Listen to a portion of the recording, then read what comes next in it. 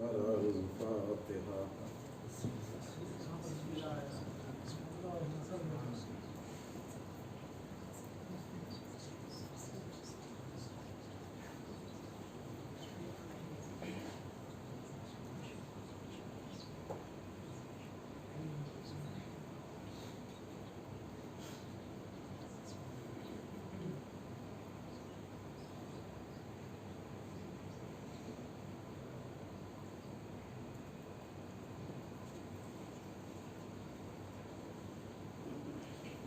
لا حول ولا قوة إلا بالله العلي العظيم. أعوذ بالله من الشيطان اللعين الرجيم. بسم الله الرحمن الرحيم.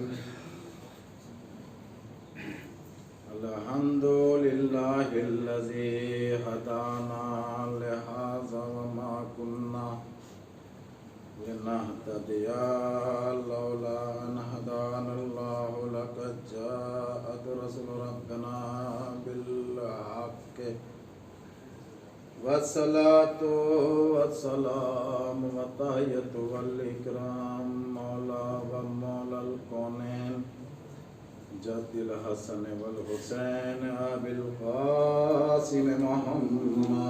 اللهم صل على محمد وآله الطيبين الطاهرين المعصومين المظلومين المنتخبين المنتجبين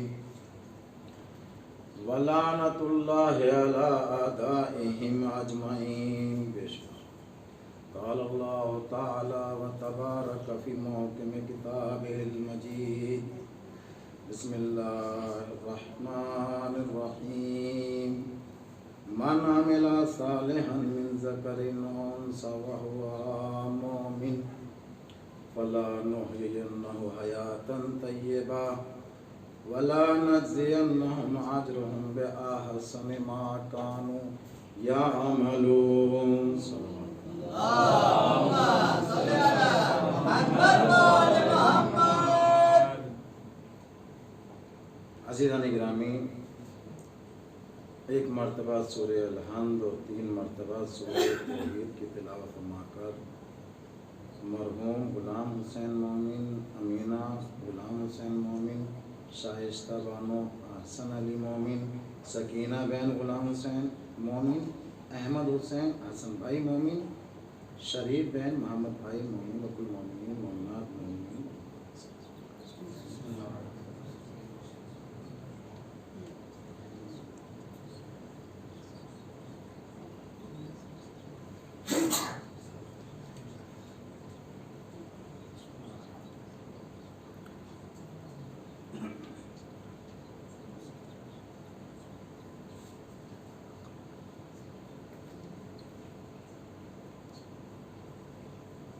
اللهم صل على محمد وآل محمد. اللهم صل على محمد. قرآن مجید کی آیات کے جس نے نیک کام کیا، مرد ہو یا عورت، اور اس نے عمل صالح انجام دیا، تو اس کے بارے میں کہتے ہیں کہ اگر وہ ایمان رکھتا ہے تو ہم اسے ضرور اچھی زندگی بسر کرائیں گے اور ان کا حق انہیں بدلے میں دیں گے جو اس نے نیکیاں انجام دی. عزیزان گرامی، انشاءاللہ وقت کے اندر میں اپنی منزل کو پہنچ جاؤں گا. عزیزو، یہ جو ہم مجالس عزا کرتے ہیں اور مجالس عزا میں شرکت کرتے ہیں، یہ کوئی رسم نہیں ہے، یہ کوئی یوں ہی نہیں کہ ہمارے پاس کہیں سے آ گیا اور ہم اس کو بیان کرنے لگ گئے اور ایک رسم و رواج چل پڑا، بلکہ یہ ایک ایسا عمل ہے، یہ ایک ایسی تاریخ ہمارے سامنے آئی ہے کہ جس کے ذریعے ہماری نسلیں سدھر سکتی ہیں۔ عزیزان گرامی، ابتدائی مرحلے میں عرض کروں کہ آج ہم مستقل طور سے مجالس سنتے ہیں اور علماء کرام، خطباء، ذاکرین کرام مجلس پڑھتے ہیں۔ اب دونوں چیزیں ہمارے سامنے ہیں کہ ہم مستقل شریک ہوتے ہیں اور ذاکرین بیان کرتے ہیں، لیکن عزیزان گرامی سب کچھ ہونے کے باوجود یہ بھی جانتے ہیں مجلس میں جو بیان ہو رہا ہے وہ حق ہے اور حق سمجھ کے ہی شرکت کرتے ہیں۔ تو اب یہ سب چیزیں ہونے کے باوجود کہیں نہ کہیں کوئی خامی ضرور پائی جاتی ہے، یا تو بیان کرنے والے میں خامی پائی جاتی ہے یا سننے والے میں۔ اس لیے کہ جب ہم ان مجالس سے حلال محمدی اور حرام محمدی کو ابداً سمجھ گئے تو پھر عمل میں لانے کا مطلب کیا ہے؟ اس کا مطلب یہ ہوا کہ ہم مجلس میں جا کر سنیں گے لیکن کریں گے اپنے من کی ضد کریں گے، یعنی ہمیں معلوم ہے حق یہ ہے کہ اس کو انجام دیا جائے، حق یہ ہے اس سے پرہیز کیا جائے۔ مجلس میں سنا سبحان اللہ جزاک اللہ، سبحان اللہ جزاک اللہ، اور ہم اپنی اصل زندگی میں آنے کے بعد ویسے کے ویسے ہی ہو گئے۔ عزیزان گرامی، اصل جو اس مجلس میں چند معروضات مجھے آپ کی خدمت میں عرض کرنا ہے وہ اس طرح سے ہیں کہ انسان کی ابتدائی زندگی کہاں سے شروع ہوتی ہے؟ تو ہر ایک کا ذہن میں یہی ہوگا کہ وہ ماں کی گود سے شروع ہوتی ہے، اور اس سے پہلے ماں کے بطن سے شروع ہوتی ہے۔ بہت سنا ہے، معروف ہے، سب جانتے، تربیت اولاد، اور اس پہ باقاعدہ موضوع دیا جاتا ہے، جناب تربیت اولاد پہ مجلس پڑھیے گا، کوئی آتا ہے حقوق والدین پہ پڑھیے گا، عظمت والدین پہ پڑھیے گا۔ بات صحیح ہے، حق ہے کہ تربیت اولاد پہ مجلسیں ہونی چاہیے، والدین کی عظمت اور ان کی منزلت کے لیے مجلس ہونی چاہیے۔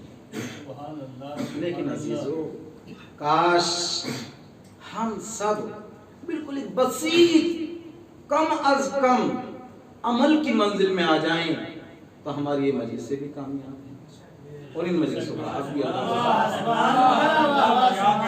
عزیزان گرامی، آپ دیکھیں کہ جب یہ بچہ پیدا ہوتا ہے تو بچہ نہ یہ جانتا ہے کہ یہ گرم ہے یہ سرد ہے، کہ اس کا ذائقہ کیا ہے یا ذائقہ کیا نہیں ہے۔ اگر جانتا بھی ہے تو آپ نہیں جانتے کہ بچہ کیا جانتا۔ اگر بچہ محسوس کرتا ہے تو آپ محسوس نہیں کرتے۔ ہاں، اشارے کنائے ایسے ہوتے ہیں کہ جس سے بچے کی ماں یا بچے کا باپ یا جو بھی تربیت کرنے والا ہے وہ سمجھ جاتا ہے۔ صلوات پڑھ دے محمد۔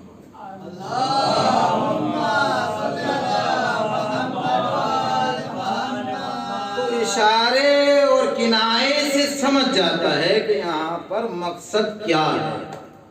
عزیزان گرامی، بس جلدی جلدی میں اپنی منزل کو آ جاؤں تاکہ آپ لوگوں کو تھوڑا سا یہاں پر گرا بھی نہ گزرے، اور میں جتنا بھی بیان کر رہا ہوں اپنے لیے بیان کر رہا ہوں۔ بڑے موعظین ہیں اور یہاں پر سامعین ہیں، ماشاءاللہ یہ تو علماء کرام ہیں، سب عمل کرتے ہی ہیں، اور بعض حضرات ہیں جو آن لائن بھی سن رہے ہیں۔ بہرحال کلام تو مجھے اب کرنا ہی ہے کیونکہ میں ممبر پہ بیٹھا ہوا ہوں اور یہ ممبر رسول ہے، اس کا بھی حق ہے۔ تو یہاں پر میں یہ کہنا چاہتا ہوں کہ جو بچے ہمارے سامنے پروان چڑھتے ہیں، بڑے ہوتے ہیں، سب سے پہلا مرحلہ یہ ہے کہ ہم بچوں کے ساتھ محبت سے پیش آئیں، بچے کو دیکھیں تو مسکرائیں، رسول اسلام فرماتے ہیں کہ جب تم اپنی اولاد کی طرف بڑھو اور ان کو دیکھو تو سب سے پہلے اپنے بچے کو پیار کرو. آپ کا بچے کو پیار کرنا جنت کی طرف لے جاتا ہے. ہر قدم جیسے جیسے آپ پیار کریں گے آپ جنت کی طرف جاتے ہیں. عزیزان گرامی، مشکل کہاں ہوتی ہے کہ گھر میں ایک اختلاف کی بنیاد ایسی رکھی ہوئی ہے کہ مستقل طور سے جھگڑا، فساد، دنگا. بیوی شوہر کی ماننے کو تیار نہیں ہے، شوہر بیوی کی ماننے کو. اور جب ایک دوسرے کی ماننے کو تیار نہیں، درمیان میں بچہ گیا ہوا ہے تو میں پھر جائے گا. ماں ہوگی بچے پہ غصہ اتارے گی، باپ ہوگا تو بچے پہ غصہ اتارے گا. اب بچہ ایک ماحول کو دیکھ رہا ہے، بچے کو جو ایک ماحول مل رہا ہے. رسول اسلام نے کیا کہا؟ بچے کو دیکھو تو مسکراؤ، بچے کو دیکھو تو اس کو پیار کرو. اور بچے کو یہاں کیا مل رہا ہے؟ ڈانٹ. بچے کو کیا مل رہا ہے ماں باپ سے؟ غصہ. اب جیسے جیسے یہ بچہ پروان چڑھے گا تو سماج اور معاشرہ کہے گا کہ مسئلہ یہ ہے کہ ان کی اولاد ٹھیک نہیں اٹھی اور ان کی اولاد جو ہے تو معاشرے سے دین سے ہٹ گئی. لیکن عزیزو یہاں پر غلطی کس کی ہے؟ ماں اور باپ کی. کیونکہ ماں اور باپ نے اس بچے کا ابتدائی مراحل میں خیال نہیں کیا کہ بچے سے کیسے پیش آنا تھا، بچے کے ساتھ کیسے حسن سلوک کرنا تھا. اور ہم توقع کیا رکھتے ہیں کہ بچہ بڑا ہو جائے اس کے بعد کہتے ہیں جانتے ہو کہ ماں باپ کے سامنے اف تک نہیں کرنا چاہیے. تمہارا انداز کیا ہے، یہ لب و لہجہ کیا ہے، کلام کرنے کا طریقہ کیا ہے. صحیح ہے، ماں باپ کی بھی ذمہ داریاں تھیں. ماں باپ کی ذمہ داریاں تھی کہ بچے کو اسی اعتبار سے پروان چڑھاتے، تربیت دیتے. لیکن عزیزان گرامی، جب ہم نے اپنے بچے کو جھوٹ سکھایا، ہم نے اپنے بچے کو ہر قدم پر غلط راستہ دیا، تو بچہ کس طرح سے بڑا ہونے کے بعد اچھا نکلے گا؟ اس کی کردار صحیح ہوگا، اس کی سیرت صحیح ہوگی، اس کے اعمال صحیح ہوں گے. ہم گھر میں موجود ہیں، مشاہدے کی بات ہے، کوئی بھی دروازے پر آ گیا، محسوس ہو گیا کہ فلاں صاحب آئے ہوں گے، فوراً بچے سے کہا کہ جاؤ جا کر کہہ دو بابا گھر پہ نہیں ہے. کیا مطلب؟ کیونکہ بچے کو ہم جھوٹ سکھا رہے ہیں. بچہ جانتا ہے کہ میرا باپ گھر پہ ہے، اور ہم بچے سے کیا کہہ رہے ہیں؟ جا کر کہہ دو بابا گھر پہ نہیں ہے. بچے نے دیکھ لیا کہ بات تو ہے، جا کر کہہ دیا بابا گھر پہ نہیں ہے. نادان بچہ ہوا، سمجھداری نہ ہوئی تو یہی کہہ دیا کہ بابا کہہ رہے ہیں بابا گھر پہ نہیں ہے. اور تھوڑا سا سمجھدار ہوا تو اس نے کہہ دیا کہ گھر پہ نہیں ہے. جھوٹ کس نے سکھایا؟ صلوات پڑھ دیں محمد.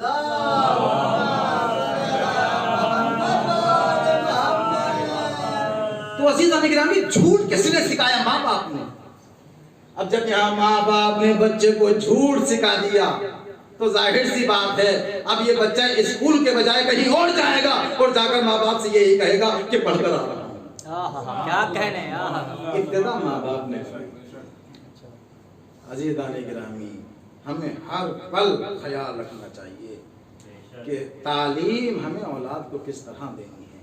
اس لیے کہ جو پہلا مرکز علم ہوتا ہے اس اولاد کے لیے وہ ماں کی گود ہوتی ہے یا ساتھ میں باپ کی بھی تربیت ہوتی ہے. لیکن یہی باپ جب اپنے بچے کے سامنے کہیں سے گھوم کر آئے اور آنے کے بعد اپنی بیوی کو گالیاں سنا ڈالے، فرض کیجئے گالیاں سنا ڈالے، جبکہ گالیوں کا حکم کہیں بھی نہیں ہے. مستقل سنتے رہتے ہیں، مجالس میں آتے ہیں، گالیاں نہ دینا چاہیے، بہت گناہ ہے، غلط بات ہے، غلط حرکت ہے. اس کے باوجود متکبر ہے انسان. مرد ہوں میں، مرد ہونے کی بنا پہ گھر میں آیا، غصہ کہیں کا نکال دیا بیوی پہ اور گالیاں شروع کر دی. اب عزیزان گرامی، ظاہر سی بات ہے مقابلے کا عورت ہے، وہ بھی کمزور ہے، برداشت کرے گی نہ کرے گی ایک آدھ جواب دے دے گی. لیکن اس بچے میں کیا اثر پڑ رہا ہے؟ پہلے بچے نے جھوٹ سیکھا تھا، گالی بھی سیکھنا شروع کر دیا. اور عزیزان گرامی، اب منزل آگے بڑھتی ہے اور یہاں تک پہنچتی ہے کہ آج کے زمانے میں تو آپ دیکھ لیں اتنی ترقی ہو چکی ہے ماشاءاللہ، اتنی ترقی ہو چکی ہے کہ ہم سوچ نہیں سکتے. موبائل بھی اس انداز میں آ گئے کہ پہلے وہ سوچ ہوتے تھے یہ لال بٹن ہے یہ ہرا بٹن ہے، دبا دیا بند ہو گیا اور یہ کھل گیا آن ہو گیا. اب تو جیسے انگلی رکھی کہیں سے کہیں پہنچ گیا بننا، جو اس کے وہ پروگرام ہوتے کہیں سے کہیں پہنچ گئے. یہی بچے ضد پہ آ گئے، ضد پہ امی ہم تو موبائل نہیں، بابا آج ہمیں موبائل چاہیے.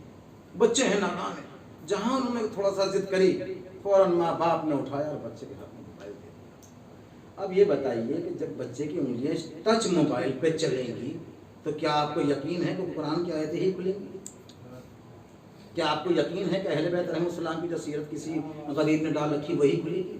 نہ معلوم کہاں سے کہاں پہنچ جائیں اور اچانک نظر بھی پڑ جائے تو پھر ہٹو یہاں سے بچوں. یہ سب ہٹو بچوں کیا ہے؟ عزیزان گرامی، ہم اپنے بچوں کو اگر اسی طرح بگاڑتے رہے، ان کی منمانی سنتے رہے تو نتیجہ یہ نکلے گا کہ اولاد ہمارے قبضے سے باہر چلی جائے اور پھر ہم شکوا کریں گے. اور عزیزان گرامی، یہ موبائل دے دینا اور اس کے بعد فرمائشیں پوری کرنا، خواہشات کو پورا کرنا اور ہر قدم پہ جی بیٹا جی بیٹا جب بیٹا جیسا آپ کہیں ویسا ہوگا. ہم اپنے بچوں کی منمانی قدم قدم پہ کر رہے ہیں. حد یہ ہو گئی کہ جب یہ بچے جوان ہو جائیں گے، کیونکہ ہم نے ان کو لاڈ پیار دیا، جو بچے نے خواہش و تمنا کی ہم نے ان کو دی. جب یہ بچے جوان ہو جائیں گے، ظاہر سی بات ہے ان کی بھی شادی ہونی ہے، یہ بچے تو رہیں گے نہیں بھئی، یہ بھی بڑے ہو جائیں گے. اس کے بعد جب یہ کمانے کی غرض سے نکلیں گے ذریعہ معاش کے لیے، اب کسی ادارے میں، آفس میں، کمپنی میں، جہاں بھی پہنچے اور جانے کے بعد کام کرنا شروع کر دیا، کیونکہ انہوں نے ایک ایسی زندگی گزاری ہے کہ ان کی ہر خواہش کو ماں باپ نے پورا کیا ہے. ماں باپ نے یہ نہیں دیکھا کہ ان کو یہ امور ان کے ساتھ انجام دینے چاہیے نہیں دینے چاہیے، ہر خواہش کو پورا کیا ہے. تو اب ظاہر سی بات ہے اب یہ نوکری کرنے جب کھڑے ہو گئے، آپ خود سوچیں کوئی کسی کی کیوں سننے والا آج کے زمانے. وہ تو گھر تھا جو ماں باپ نے سنا. اب یہاں پر برداشت کرنا پڑے گی، لیکن برداشت کا مادہ تو ہے ہی نہیں اس جوان میں، اس بچے میں، کیونکہ اس کے ماں باپ نے اس کو بگاڑ دیا ہے. تو اب یہ یہاں سے تنگ ہو جائے گا، تلخ مزاج ہو جائے گا. اب نتیجہ یہ نکلے گا کہ کام چھوڑے گا یہاں سے اور چھوڑ کر چلا جائے گا. اب کیا ہوگا کہ ہمارے جوان ہیں، ذریعہ معاش کچھ نہیں ہے، حالات کمزور ہو گئے ہیں. اور ہمارے یہ بعض مولوی ہیں کتنا کھا رہے ہیں، کتنے مزے کر رہے ہیں، اور ان کی حالت ایسی ہے. عزیزان گرامی، میرے کہنے کا مطلب یہ ہے کاش ان بچوں کو صحیح تربیت دی ہوتی تو آج شکوے کی گنجائش. آج ہم نے دین کو، شریعت کو، سب جتنا بھی ہے مولوی پر ڈال دیا. آپ دیکھ لیجیے کہیں بھی جائیں گے وہ جناب دین اسلام کی بات آ گئی، دین کی، شریعت کی. ہاں جناب بس میں اتنا گاڑا واڑا نہیں ہوں اس معاملے میں. کیا مطلب ہے؟ کیا گاڑا نہیں ہے؟ کیا یہ دین کا ٹھیکہ فقط اس مولوی نے لے لیا؟ تیرے لیے کچھ نہیں ہے؟ وہ نماز کے رہے جناب بس مجھے زیادہ معلومات نہ، وہ مولانا کو ہوگی کسی کو. کیوں کیا فقط مولانا کے لیے نماز کی معلومات ضروری ہے، روزے کی معلومات ضروری ہے؟ کیا تم پر نہیں ہے؟ عزیزان گرامی، کاش ان کو یہ ابتدائی زندگی میں ماں اور باپ نے ایک طریقہ زندگی دیا ہوتا کہ بیٹا اگر کوئی یتیم آ گیا ہے تو اپنے بچے کے ساتھ ویسا سلوک کرنا کہ جیسے کہ یتیموں کے ساتھ کیا جاتا. یہ جب بچے پروان چڑھتے تو الحمدللہ آج ہمارے جوان فخر ہوتے اس قوم کے لیے. عزیزان گرامی، آپ دیکھیں کہ رسول اسلام ہے ایک راستے سے گزر رہے ہیں. رسول اسلام جب راستے سے گزرے، ظاہر سی بات ہے اللہ کا رسول ہے، کوئی عام بات ہے، سلام کیا تو یہاں پر سب بچوں نے سلام جواب دیا، لیکن ایک بچے نے اس کا انداز بدلا ہوا تھا، کیونکہ تمام بچے تھے. سلام کیا رسول اسلام نے، وعلیکم السلام وعلیکم السلام نے جواب دیا. ایک بچے نے اصل میں تھوڑا احانت چاہیے، کیونکہ اس کے جو یعنی یوں کہا جائے کہ جو اس کے اندر پیوست تھا وہ صحیح تربیت کا نتیجہ نہیں تھا. اس تربیت میں وہ بھی آئے گا جو اس نے کھایا ہے بدن میں جب تھا، جس وقت تھا. کیا رسول اسلام نے جواب دیا وعلیکم السلام یا ولد الحرام. اے حرام کی اولاد تجھ پر بھی ہمارا سلام۔ یہ واقعہ کتاب میں موجود ہے، میں نے خود پڑھا ہے۔ فوراً اس کے ماں اور باپ کو شکوہ ہوا، گلہ ہوا کہ جناب بات سمجھ نہیں آتی کہ یہ اللہ کا حبیب ہے، بغیر وحی الہی کے کلام نہیں کرتا، اور جو کچھ بھی کہے گا یہ وہی کہے گا کہ جو سچ ہوگا۔ آخر ہمارے بچے کو حرام کا کہا تو کیوں کہا؟ ایک مرتبہ بچے کی ماں آئی، یا رسول اللہ، اے اللہ کے حبیب میں جانتی ہوں میں ماں ہوں، اس لیے کہ اصل راز کو بچے کی ماں جانتی ہے۔ کہا میں ماں ہوں، میرا بچہ حرام کا کیوں کرے؟ ایک مرتبہ اللہ کے رسول نے دیکھا اور کہا کہ صحیح فرما رہی ہیں، آپ کا بچہ حرام کا اس لیے ہے آپ کے شوہر کا، لیکن جس دن اس کا نطفہ ٹھہرا تھا اور جو آپ کے شوہر نے غذا لا کر دی تھی وہ غذا حرام تھی۔ آپ نے دیکھا اگر غذا حرام کی ہوگی تو اس کے اثرات بچوں پر بھی ہوتے ہیں۔ لیکن عزیزان گرامی یہ سب ہمارے لیے ہے، ہم بھی ہیں، دوسرے بھی ہیں، سنتے ہیں، بہت سنتے ہیں، داد بھی دیتے ہیں، اتنی داد و تحسین دیتے ہیں ایسے جملوں پہ، سبحان اللہ سبحان اللہ، اور آپس میں پھر اختلاف بھی بہت کرتے ہیں، وہ یہ تمہاری طرف اشارہ تھا، ہمیں یہ آپ کی طرف اشارہ تھا۔ خدا کی قسم اسی تنقید پہ ہماری قوم مری جا رہی ہے، سبحان اللہ، اسی تنقید پہ لگی جا رہی ہے۔ یہ بیان کون کر رہا ہے؟ فلاں، فوراً نیچے سے لکھنا شروع کر دو۔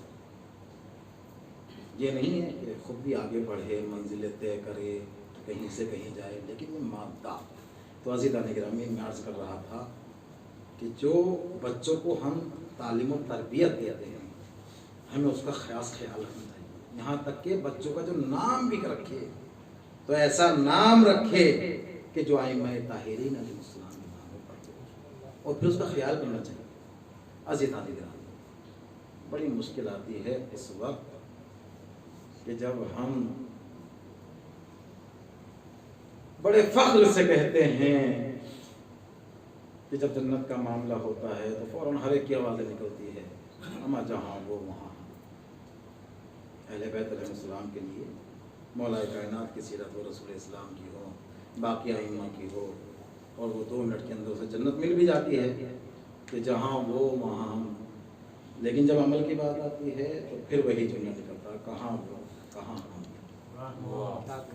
عزیزان گرامی کیونکہ اپنا مفاد دیکھنا ہے اور اپنے مفاد کو دیکھ کے آگے بڑھنا ہے، ورنہ آپ دیکھیں کہ اگر صحیح طریقے سے بچوں کی تربیت کی جائے تو جیسے جیسے یہ بچے بڑھیں گے، خود رسول اسلام کا یہ بہرحال ایک تعلیم کے سلسلے میں بچوں کے موجود ہے کہ بچے پہلے سال سے لے کے 7 سال تک یہ بچے آپ کے سامنے کیا ہیں؟ ایک بادشاہ کی حیثیت رکھتے ہیں۔ یہاں پر مراد یہ ہے کہ بچے کی ہر پریشانی، دکھ، تکلیف ماں باپ اس طرح انجام دیتے ہیں جیسے کہ نوکر و غلام ہو۔ ظاہر سی بات ہے، سردی گرمی ہر اعتبار سے، اور 7 سال سے 14 سال تک یہ بچے جو ہیں تو یہ دوسری منزل میں آ جاتے ہیں۔ اب یہاں ماں باپ جو ہیں بادشاہ ہو گئے، یعنی بچے غلام ہو گئے، یعنی اب ان کو کرنا ہے کہ بیٹا ایسے تعلیم حاصل کرنا ہے، ایسے زندگی گزارنا ہے، اور اس طرح زندگی آپ کو گزار کے آگے بڑھنا۔ 7 سال سے لے کے 21 سال تک یہ بچے آپ کے سامنے بالکل ویسے ہی ہیں جیسے آپس میں وزراء کہا جائے، ایک دوسرے کو مشورہ کرنا، بچوں سے مشورہ لینا چاہیے کہ ہمیں ایسے زندگی گزارنی ہے، بیٹا ایسے رہنا ہے، ویسے رہنا ہے۔ ظاہر سی بات ہے کہ امور واجب اور امور حرام جو ہیں تو اس میں بچوں کے لیے ضروری ہے کہ وہ بھی خیال رکھیں اور ماں باپ بھی خیال رکھیں، اور باقی احکام میں بچوں کو ہر اعتبار سے ماں باپ کا خیال کرنا چاہیے۔ تو اب ہمیں یہ ضرورت ہی محسوس نہیں ہونے کی کہ اب یہ کہا جائے کہ جناب کچھ نصیحت کر دو کہ ماں باپ کا احترام اولاد کرے۔ کیوں؟ اس لیے کہ جب بچوں کی تعلیم اور تربیت ہی اس اعتبار سے کی جائے گی تو یہ ایٹومیٹک بچے جو ہیں ماں باپ کا احترام کریں گے اور ان کا لحاظ رکھیں گے۔ عزیزان گرامی ماں باپ بہت بڑی نعمت ہے، یہ تو ان سے پوچھو کہ جن کی ماں اور باپ دنیا میں نہیں، خدا کی قسم یہ بہت بڑی نعمت ہے کہ درخت بوڑھا ہی صحیح سایہ تو دیتا ہے مجھے۔ یعنی بہت سے ایسے ہوتے ہیں نا، پھل گھر میں لگے ہوئے ہیں، پھل نہیں دے رہے، نہیں سایہ تو دیتا ہے. یہ جو بوڑھے ماں باپ ہیں ان کا گھر میں رہنا ہی سب سے بڑا سکون ہے، سب سے بڑا سکون ہے. لیکن عزیزان گرامی میں جلدی جلدی اشارہ کر دوں کہ یہی ماں باپ جو بچپن سے جوانی تک اپنی اولاد کے مراحل طے کرتے کرتے ان کو اس منزل پر پہنچاتے ہیں کہ بڑی خوشی اور مسرت کے ساتھ اپنے بچوں کی شادیاں کرا دیتے ہیں. کتنا خوش ہوتے ہیں ماں باپ کہ جو اپنے بچے کو اپنی نگاہوں کے سامنے دیکھتے ہیں کہ آج ہمارے بچے کے سر پر سہرا بندھا ہوا ہے. جس بچے کو پوری زندگی ماں باپ نے پالا اور شادی کے بعد چند منٹوں میں نہ جانے کیسی مصیبت اس بچے کے دماغ پہ طاری ہوئی، نہ ماں نہ باپ نہ محبت نہ خلوص، سب ختم ہو جاتا ہے. اب ماں باپ سے یہاں سے جو مراحل ہوتے ہیں وہ چڑ ہو جاتے ہیں. ہر قدم پر اکڑ کر جواب دینا، غصے میں جواب دینا، ماں باپ کا خیال نہیں رکھنا. ایسی سمجھ میں نہیں آتا کہ یہ جو شادی ہوئی ہے ظاہر سی بات ہے زوجہ کا حق ہے کہ حق کے زوجیت اس کے ساتھ ادا کی جائے. جو اس کے امور شریعت میں انجام دینے کو کہا ہے وہ دینے چاہیے، سب کا فریضہ ہے. لیکن ایسی کیا مصیبت آ گئی کہ ماں اور باپ سے یہی جناب اکڑنے لگے، غصے میں جواب دینے لگے. ماں ہیں کہ آنکھوں میں آنسو بھرے بیٹھی ہے، باپ کی آنکھوں میں آنسو ہیں. کیوں؟ کہ یہی جوان ہیں کہ جس کو بچپن سے لے کے آج تک ہم نے پالا اور آج ماں اور باپ نظریں اٹھا اٹھا کر دیکھ رہے ہیں. کیونکہ یہ یہاں پر بوڑھے ہو چکے ہیں، آمدنی کا ذریعہ بھی ختم ہو چکا ہے. جبکہ رسول اسلام نے کیا فرمایا؟ ایک شخص آیا رسول اسلام کے پاس، میں عرض کروں آپ کے، اور آنے کے بعد کہا یا رسول اللہ مجھے کوئی نصیحتیں فرمائیں، نصیحتیں. رسول اسلام نے دیکھا اور دیکھنے کے بعد کہا کہ سب سے بڑی نصیحت یہ ہے کہ جا اپنے ماں باپ کی عظمت کا خیال رکھ اور ان کا جو قرض ہے اس کو ادا کر. ان کی جو زندگی میں ضروریات زندگی ہیں ان کو پورا کر. عزیزان گرامی، مرنے کے بعد بھی پانچویں امام فرماتے ہیں کہ اگر کسی کے ماں باپ دنیا سے چلے جائیں تو اس کے لیے واجب ہے کہ ان کا قرض ادا کرے اور اس کے بعد ان کے لیے احسان ثواب کرے. اور ہوتا کیا ہے؟ ادھر ماں باپ دنیا سے گئے، مال پر ہماری نظریں ہیں، جائیداد پر ہماری نظریں ہیں. لیکن عزیزان گرامی، جہاں خیال قرض کا آیا تو اگر چار بھائی ہیں چاروں میں جھگڑا ہوگا محلے کے لوگ دیکھیں. عزیزان گرامی، بہرحال یہ میری مجلس آن لائن بھی جا رہی ہے اور یہ کوئی خصوصی کلام نہیں ہے، کوئی خاص کلام ہے کہ نہیں اس طرح کا بیان نہیں. دنیا کی کوئی بھی قوم ہو، ہر قوم میں جو اس کے لیڈر ہوتے ہیں، اس کے جو بہرحال سرگنا ہوتے ہیں، تو ان کا کہنا یہی ہوتا ہے کہ ماں باپ کا خیال کرو.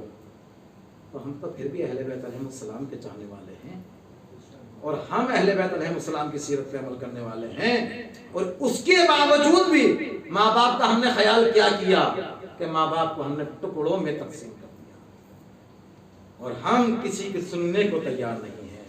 بس عزیزان گرامی، میں یہاں پر ایک اشارہ کروں کہ ایک عالم دین ایک راستے سے گزرے ہوئے جا رہے تھے، ماں اپنے بچے سے پریشان تھی.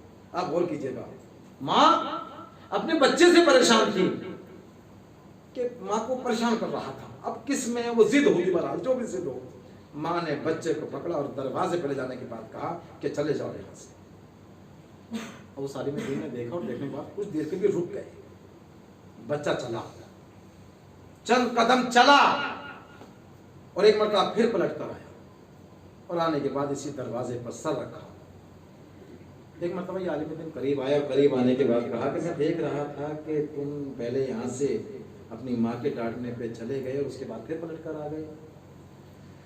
تو کہا جناب مسئلہ یہ ہے کہ میں چلا گیا تھا، سب کچھ مجھے مل سکتا ہے لیکن مجھے ماں کہاں سے ملی. آپ غور کیجیے کہ یہ جو میری ماں ہے اس ماں کی محبت کہاں سے ملے. ہم غور کریں. اور ماں نے ایک مرتبہ اپنے بچے کو दरवाजे पे आए। आने के बाद कहा मेरे लाल क्या खैर तो है? कहा अम्मा मैं जा सकता था लेकिन मुझे बार बार ये एहसास हो रहा है कि तुम्हारी मोहब्बत नहीं पा सकता।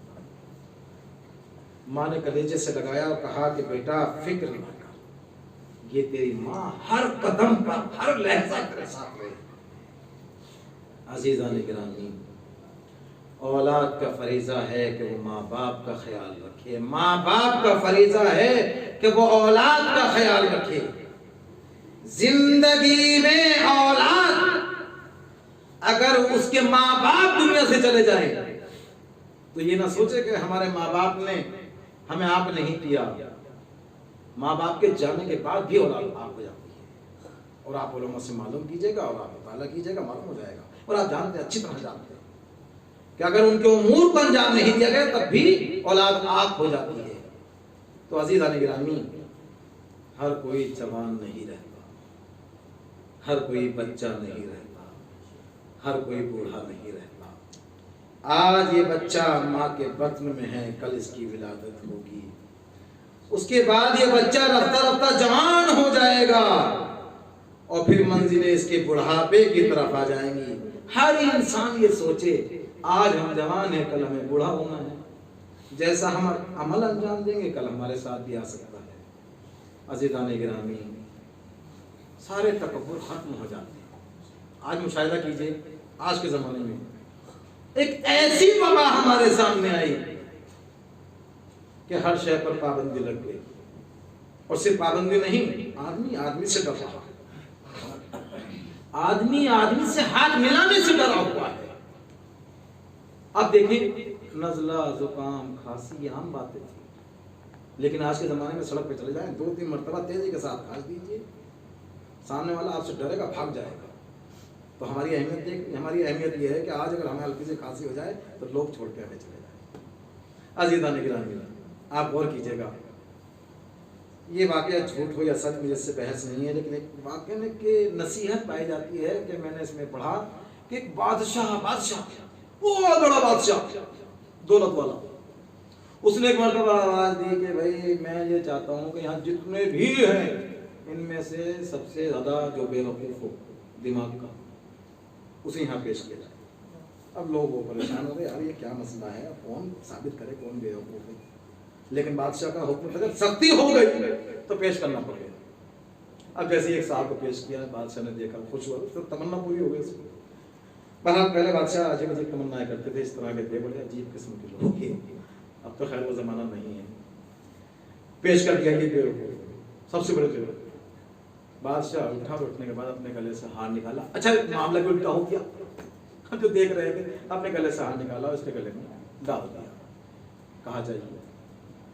आप सबके सबने देखा, अरे ये क्या हुआ, यहाँ तो बुलाया गया था कि सबसे बड़े बेवकूफ़ को पेश कर दो, और हमें ये डर हो रहा था कि कोई ना कोई मामला होगा, ये तो हीरे जवाहरात ना मालूम का नीलम याकूत का वो हार होगा, वो उसके गले में डाल दिया गया।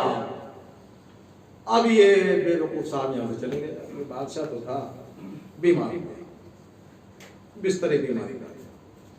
अब इसी बेवकूफ़ को जो भी था बताया गया कि बादशाह की तबीयत नासाज है और आखिरी लम्हात हैं।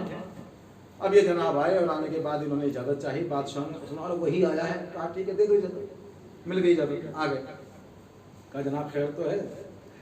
कहा बिस्तरे बीमारी पे हूँ, क्यों अकड़ तो बड़े बड़ों की ख़त्म हो जाती है, बड़े बड़ों बिस्तरे बीमारी पे हूँ। कहा अच्छा तो फिर कहा सफ़र है। बादशाह कहता है मेरा सफ़र है। कहा सफ़र है तो अभी बेवकूफ़ है बहरहाल। कहा पलट के आ जाइएगा, आप सफ़र से क्या मुश्किल है। कहा नहीं, वो ऐसा सफ़र है कि मैं पलट के नहीं आ सकता। अच्छा, कहा वो हमेशा के लिए सफ़र।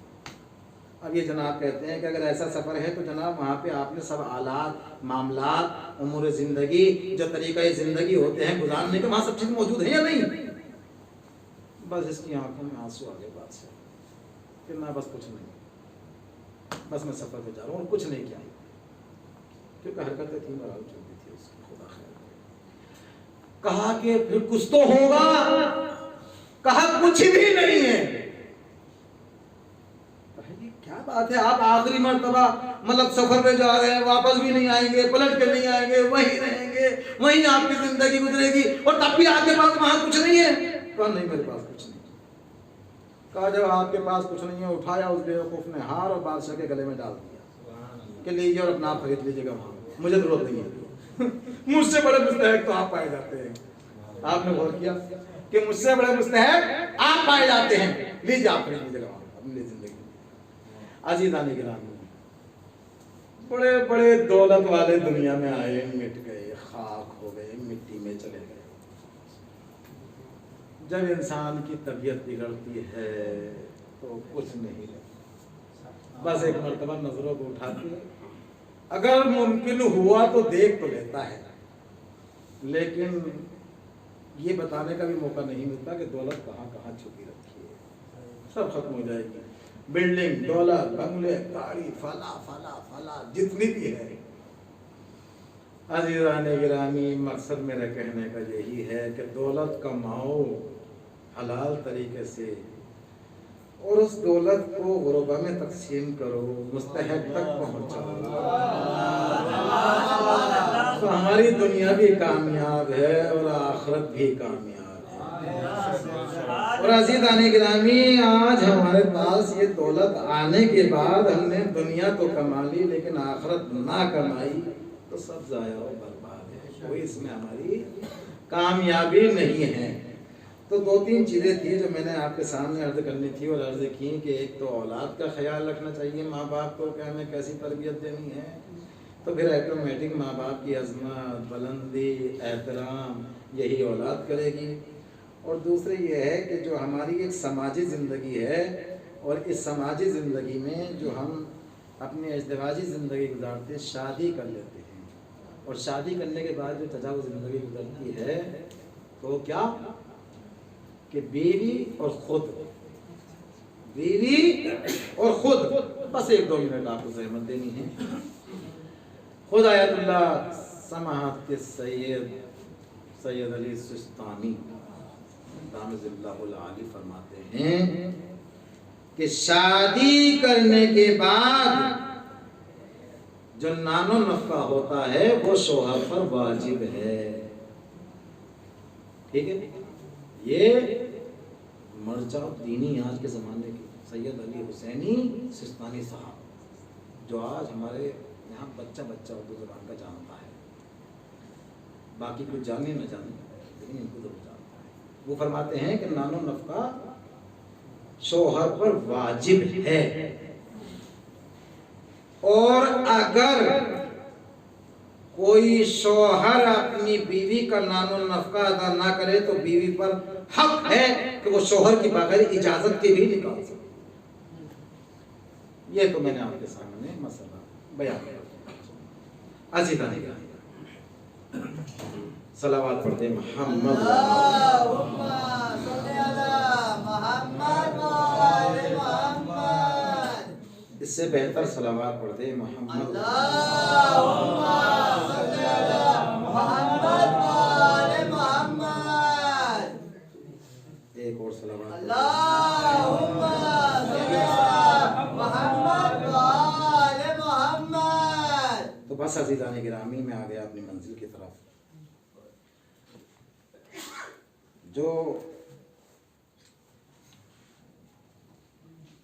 کوئی بھی مرد ہو عزیزان گرامی، اس کا اولین فریضہ یہ بنتا ہے کہ اپنی زوجہ کا خیال رکھے۔ کس اعتبار سے؟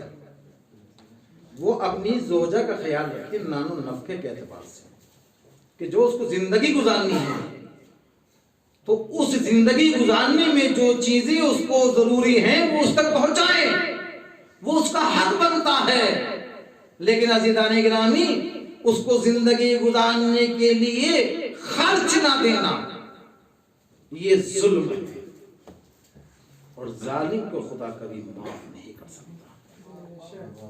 عزیزان گرامی، آپ دیکھیں کہ انسان دنیا سے چلا جائے، اگر اس نے حقوق اللہ میں کچھ خامیاں انجام دی ہیں، مثلا کچھ کوتاہیاں کوتاہی ہوئی ہے اس کی طرف سے، مثلا نماز نہیں پڑھی تو اولاد کا فریضہ ہے کہ اپنے ماں باپ کی نماز ادا کرا دے، استطاعت ہو گئی ہے تو حج کو بھی ادا کرا دے۔ صلوات پڑھ لیں۔ اللهم صل على محمد وآل محمد۔ گنجائش ہو گئی ہے تو حج کو بھی ادا کرا دے، تمام امور کو یہ اولاد ادا کرا دے اگر یہ لائق ہے۔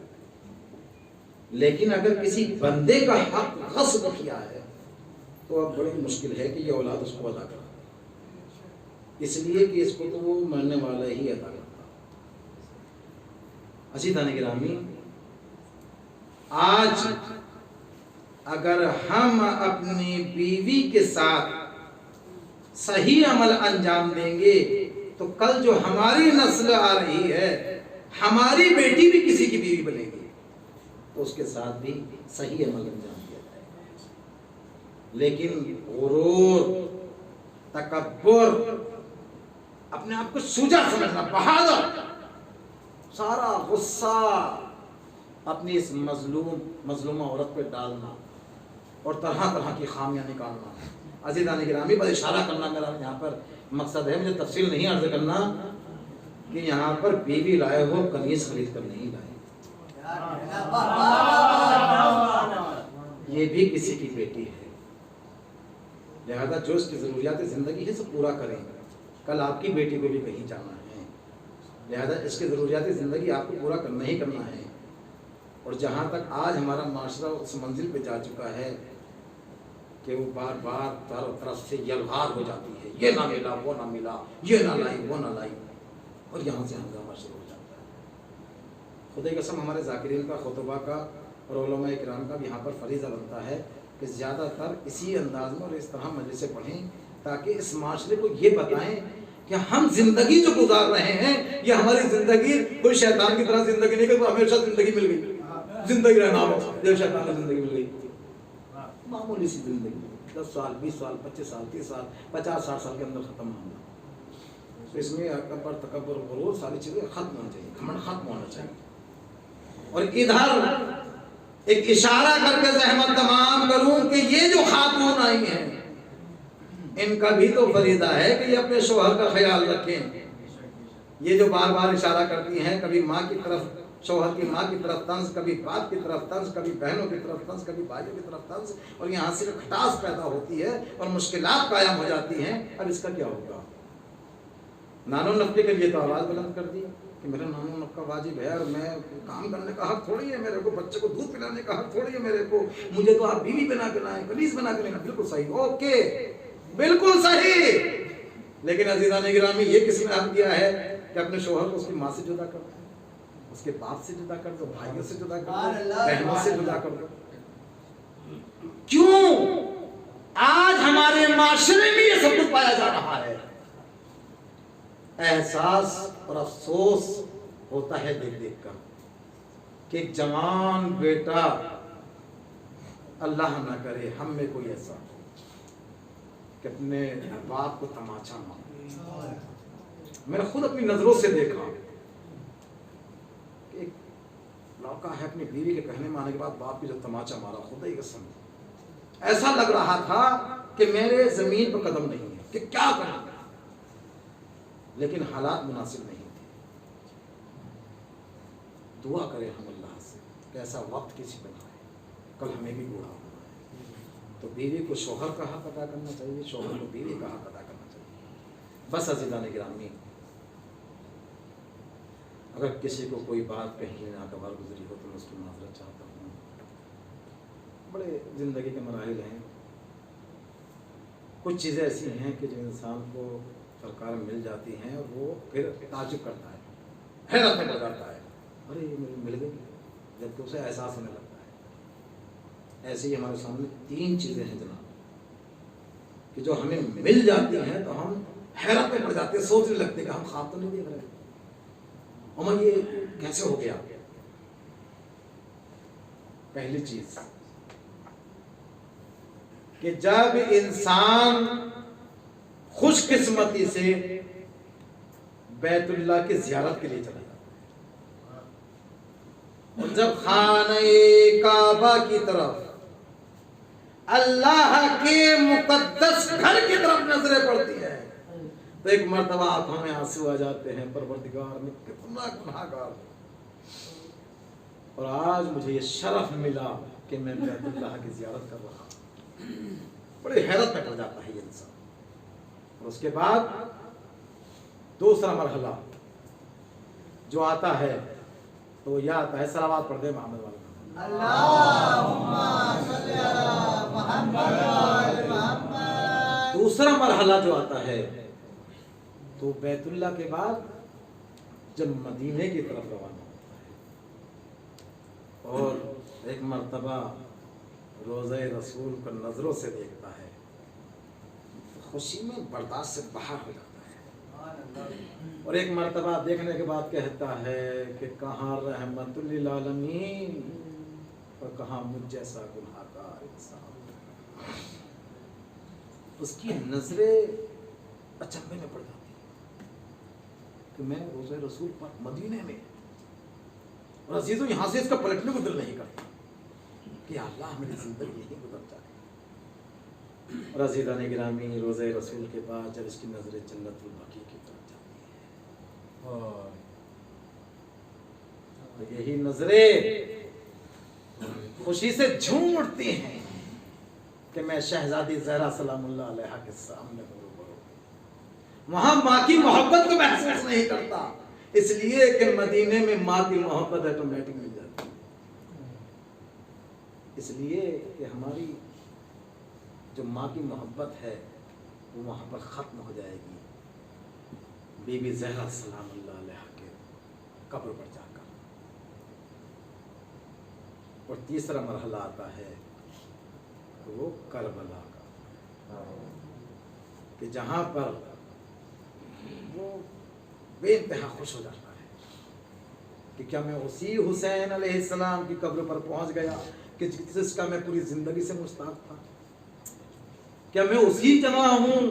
بار بار اپنے ساتھیوں سے تذکرہ کرتا ہے، بار بار ذکر کرتا ہے، لیکن عزیزان گرامی ذرا ہم یہاں پر غور کریں کہ جب خانہ خدا کو دیکھا تھا تو خوشی سے جھوم اٹھا تھا، لیکن عزیزان گرامی جب یہ جنت البقیع کو دیکھتا ہے اور اس کے بعد کربلا پہنچتا ہے تو کربلا جانے کے بعد یہ دور سے اپنی نظروں سے مولا امام حسین علیہ السلام کے روضے کی گنبد پہ نظر ڈالتا ہے اور ایک خوشی کو محسوس کرتا ہے، منارے بھی نظر آ جاتی ہیں، لیکن عزیزو کہ جب اسی حسین مظلوم کی ماں کی قبر کی طرف دیکھتا ہے تو قبر ٹوٹی ہوئی ہے، کہاں گنبد ہے، کہاں منارے ہیں، شہزادی زہرا سلام اللہ علیہا کی قبر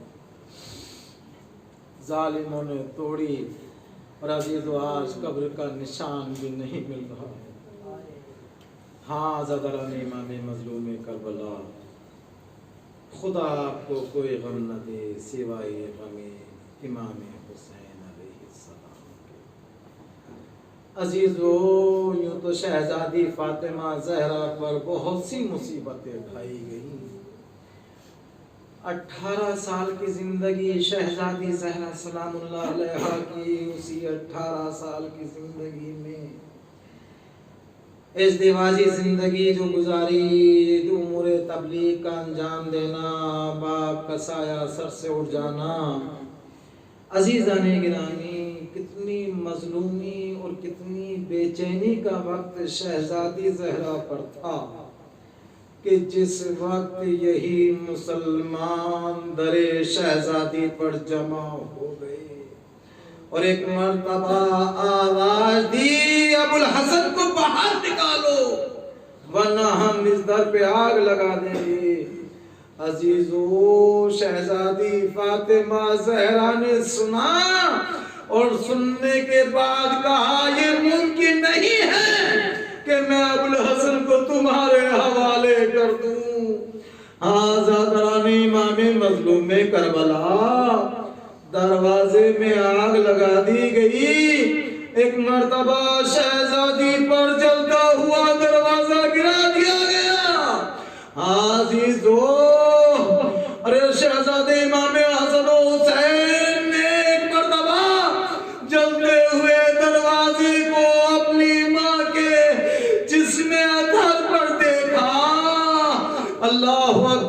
اتنی قیامت کا وقت تھا، مولائے کائنات کے گلے میں رسی کا پھندا ڈال کر ایک مرتبہ کھینچتے ہوئے لے کر چلے۔ شہزادی زہرا نے آواز دی، خلو ابوالحسن، ابوالحسن کو چھوڑ دو ورنہ میں اپنے بالوں کو پریشان کر دوں گی۔ اللہ اکبر! شہزادی کی زبان مبارک سے یہ کلمات نکلے، مسجد نبوی کی دیواریں بلند ہو گئی۔ اللہ اکبر! وہ وقت آ گیا، ایک مرتبہ ابوالحسن کو چھوڑ دیا گیا۔ شہزادی زہرا سلام اللہ علیہا ایک مرتبہ اس منزل پر آ گئی۔ ایک مرتبہ اسماء سے کہتی ہیں، اسماء اب میں اپنے کمرے میں جا رہی ہوں، اے اسماء جب حسن و حسین آئے ان کو کھانا کھلا دینا۔ عزیزو، شہزادی زہرا دنیا سے چلی گئی، شہزادے گھر میں آئے، ایک مرتبہ اپنی ماں کو نہیں پایا۔ اسماء نے اسی کلام کے مطابق کھانے کی طرف متوجہ کیا۔ شہزادوں نے کہا، اسماء تمہیں معلوم ہے کہ کبھی ہم نے ماں کے بغیر کھانا کھایا ہو؟ شہزادے کمرے میں داخل ہوئے، ارے کیا دیکھتے ہیں، ماں دنیا سے چلی گئی۔ بچے ایک مرتبہ روتے ہوئے بابا کے پاس گئے، بابا ہماری ماں دنیا سے چلی گئی۔ ابوالحسن گھر کی طرف دوڑے۔ اللہ اکبر! مولا کائنات نے شہزادی کو غسل کا بندوبست شروع کیا۔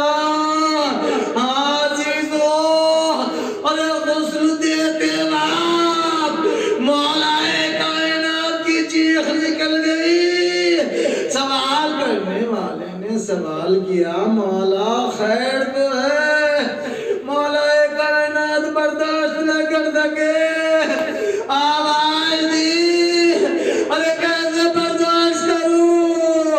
ارے بنت رسول نے کبھی مجھے یہ بھی نہیں بتایا کہ پسلیاں ٹوٹ گئی۔ اللہ اکبر! ارے غسل کا بند ہوا،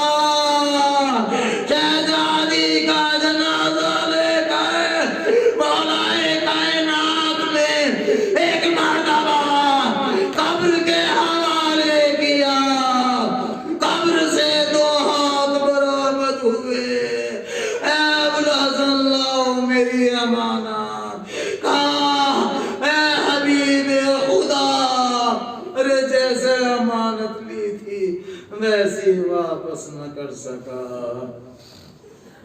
انا للہ و انا الیہ راجعون، وزن بقضائہ و تسلیم لامرہ۔ پروردگارا تجھے واسطہ محمد آل محمد کا ہماری اس مختصر سی عبادت کو قبول فرما۔ پروردگارا تجھے واسطہ محمد و آل محمد کا ہمارے گناہ صغیر و کبیرہ کو معاف فرما۔ پروردگارا تجھے واسطہ محمد و آل محمد کا جہاں جہاں بھی شیعان حیدر کرار ہیں ان کی جان مال عزت آبرو کی حفاظت فرما۔ جو بیمار ہیں کو شفائے کاملہ و عاجلہ فرما، جو مقروض ہیں ان کو قرض غیب سے ادا فرما، جو قید میں ہیں ان کی رہائی فرما، امام زمانہ کے ظہور میں تعجیل فرما۔ اور آخر میں یہی دعا ہے کہ اس مجلس کا ثواب، عنایات و روایت و حدیث کا ثواب مرحومین کو احسان فرما۔ اور ایک دعا یہ ہے کہ جناب محسن مونی صاحب کی والدہ کی طبیعت ناساز ہے، ان کی صحت کے لیے پروردگارہ بحق شہزادی زہرا سلام اللہ علیہا ان کو شفائے کاملہ و عاجلہ عطا فرما۔ اور ایک مرتبہ سورہ الحمد اور 3 مرتبہ سورہ توحید کی تلاوت فرما کر مرحوم غلام حسین مومن، امینہ غلام حسین مومن، شائستہ بانو احسن علی مومن، سکینہ بین غلام حسین مومن، احمد حسین حسن بھائی مومن، شریف بین محمد بھائی مومن اور حاضرین مومنین جہاں یہاں پر ہیں ان کے مرحومین کے لیے سلام۔